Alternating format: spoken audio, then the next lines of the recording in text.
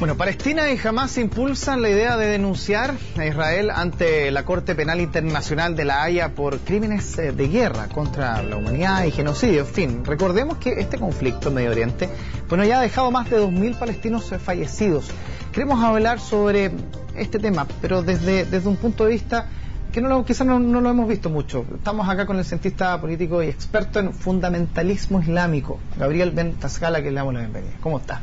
Mucho gusto, gracias. A ver, fundamentalismo, muy poco hemos hablado de ello, pero aquí al parecer estamos hablando del centro de toda esta situación.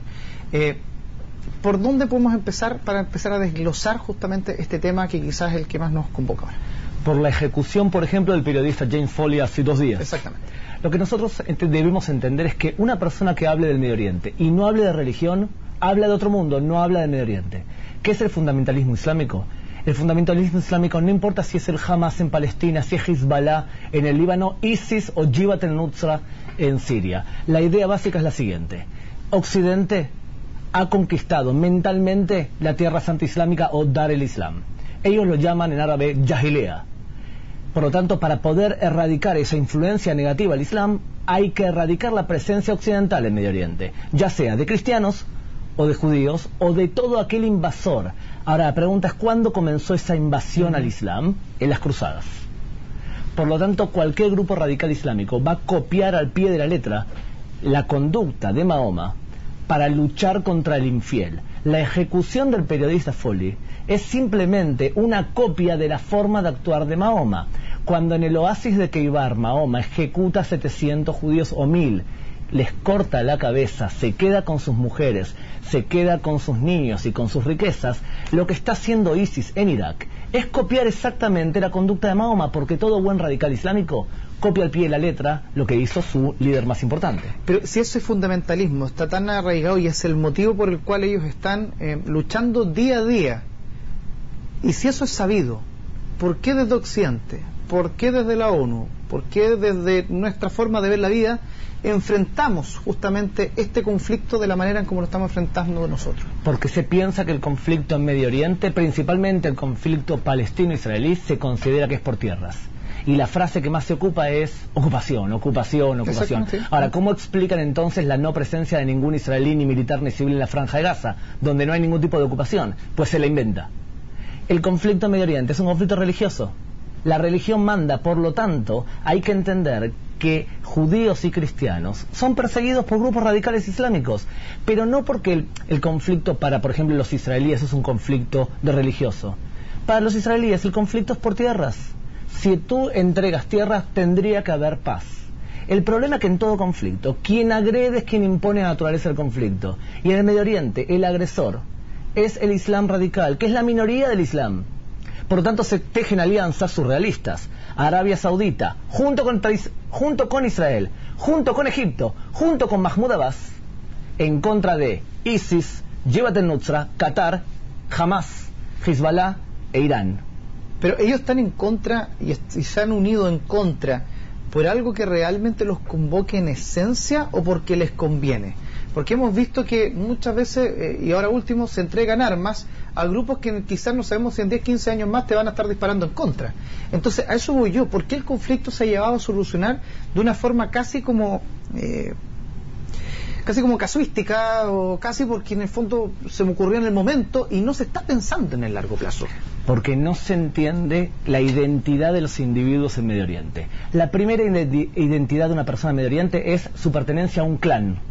Por ejemplo, en la Franja de Gaza, la gran mayoría pertenece al clan al-Masri, significa que vienen de Egipto. La segunda identidad es si tú eres musulmán, sunita o chiita. La tercera identidad es musulmanes contra cristianos o otras religiones. La cuarta identidad es si tú eres iraquí, jordano. Y la última es si tú eres árabe. Por lo tanto, muchos grupos se unen para pelearse contra otro, pero cuando termina esa discusión se pelean entre ellos. Y eso Occidente no lo entiende, porque se analiza el Medio Oriente como si fuese un conflicto entre Bolivia, Perú, y no, es otro idioma. Para hablar de Medio Oriente tienes que hablar religión. Pero eso, Occidente está capacitado para hablar de religión con Medio Oriente, para solucionar un conflicto o para intermediar en conflictos en Medio Oriente, o nunca un Occidente va a poder lograr intermediar en Medio Oriente.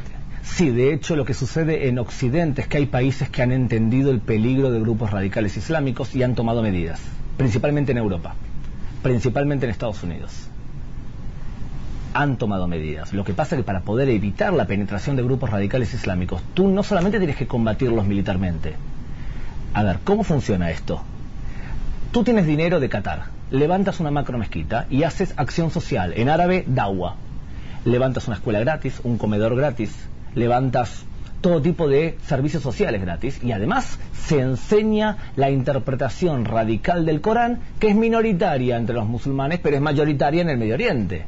De ahí te surgen terroristas islámicos. Yo que trabajo en España mucho sobre el tema, tenemos aproximadamente en España unos 100, 130 yihadistas que fueron educados en mezquitas de España y que ahora están combatiendo en Siria. ¿Cómo combatís eso? Expulsando los imanes que promueven ese Islam radical, cerrando mezquitas que enseñan a los niños a odiar al infiel y tomando acciones no solamente militares, sino también la dawa. Pero para eso hay que comprender cómo funciona un sistema que es lejano al nuestro. Pero si lográramos comprender ese sistema lejano al nuestro, ¿vamos a tener la opción de poder penetrar en ese sistema para lograr cambiar eso? Es complicado, es muy complicado. ¿Ahí podría estar la esencia de la solución del conflicto o no? Es muy complicado. Yo te voy a dar un ejemplo. Cuando gobiernos occidentales critican a Israel por defenderse en contra del Hamas, que es lo mismo que ISIS con otro nombre, y cuando gobiernos toman una actitud totalmente antidemocrática con respecto a Israel, porque en general democracias se defienden entre sí, cuando hacen eso, ¿qué están haciendo? Están defendiendo al Hamas. Por lo tanto, eso me recuerda cuando me reuní una vez con el imán de Italia, Palazzi, y él me dijo: la culpa es de ustedes, porque ustedes, por ser políticamente correctos y buenistas, no nos permiten a nosotros, que somos los moderados, imponernos. Y ustedes defienden a radicales, ya sea al Hamas, ya sea Hezbollah. Y eso está mal. Pero Occidente tiene que despertar y entender que aquí hay una disputa ideológica entre valores judeos cristianos y valores de Islam radical que amenazan a eso. ¿Cómo? A través de intentar cortar las libertades de las mujeres, a través de educar a niños a ser suicidas, a través de considerar que el cristianismo y el judaísmo son religiones falsas a las cuales hay que combatir. 1920, 80 millones de cristianos viviendo en el Medio Oriente. ¿Cuántos piensas que hay hoy en día en Medio Oriente? 11. ¿Por qué la comunidad palestina que vive en Chile está formada principalmente por cristianos? ¿Por qué en Belén solamente hay 8% de cristianos? ¿Por qué los 5.000 cristianos que hay en la franja de Gaza son perseguidos por el Hamas? Porque el conflicto no es por tierras, es un conflicto ideológico. Yo estoy convencido de lo que conozco de la comunidad palestina de Chile, que ellos entienden el conflicto tal cual como es. No siempre portavoces lo entienden así. Y a veces suceden cosas completamente surrealistas, donde portavoces de la comunidad palestina en Chile defienden al Hamas, cuando el mismo Hamas está matando a sus familiares en Belén o en la franja de Gaza. Eso es extraño. Yo confío que tarde o temprano van a entender que el juego cambió. Lo que domina es la religión. ¿Cuánto juega el factor económico en toda esa zona? Los intereses económicos de las grandes potencias en toda esa zona. ¿Conviene muchas veces terminar los conflictos o no? Porque hay veces que hay dicho también que cuando se mantienen las cosas más revueltas es más fácil poder controlar otro tipo de situaciones también. Entonces, sabemos que en toda esa zona hay un poderío económico bastante interesante para las grandes potencias. ¿Eso todavía tiene un rol o juega un peso importante en el momento de decir ya vamos a tomar cierta acción o no vamos a tomar esta acción? ¿Según en dónde? Por ejemplo, si hablamos en Libia, era importante pozos petroleros. De acuerdo también, según quién. Europa no es independiente económicamente desde el punto de vista petrolero como es Estados Unidos. Por tanto, para Europa es más importante que para Estados Unidos.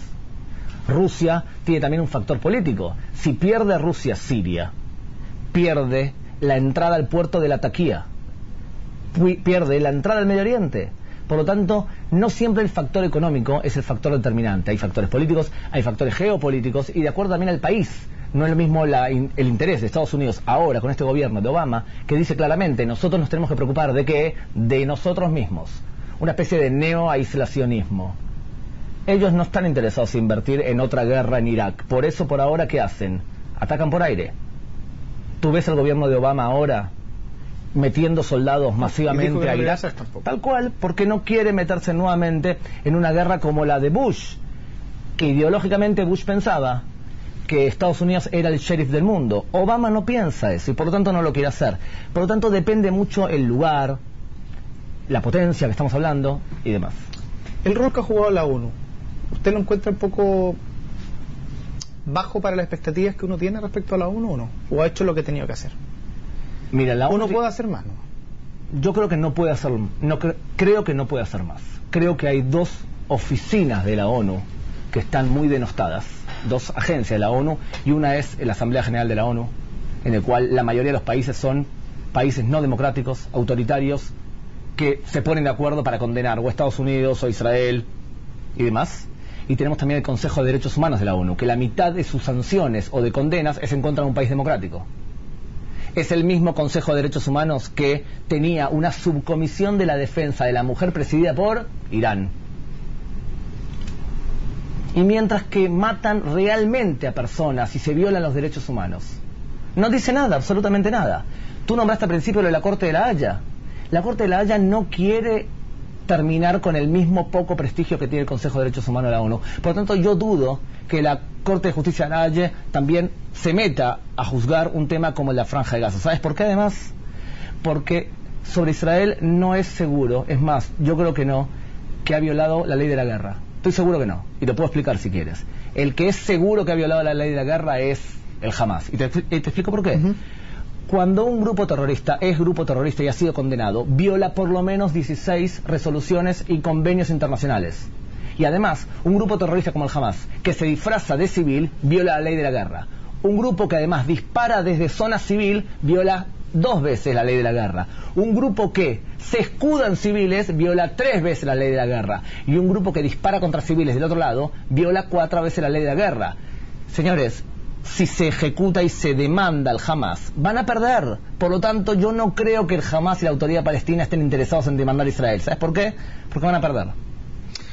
Gabriel Ben Tascal, muchísimas gracias por estar junto a nosotros este rato, de haber compartido estas palabras. Podríamos estar mucho más rato hablando, pero lo más importante es que estuve contigo en el temblor. Exactamente. ¿Cómo lo vivió? Al principio me asusté, después me explicaron que es normal. No, acá es normal. ¿Sí? ¿Era fuerte? Sí, más o menos. Pero se firmó en la mesa, ¿no? Ya. Recé a todos los dioses. Ya, muchas gracias. Ya, 20:36. Vamos a una pausa y ya volvemos.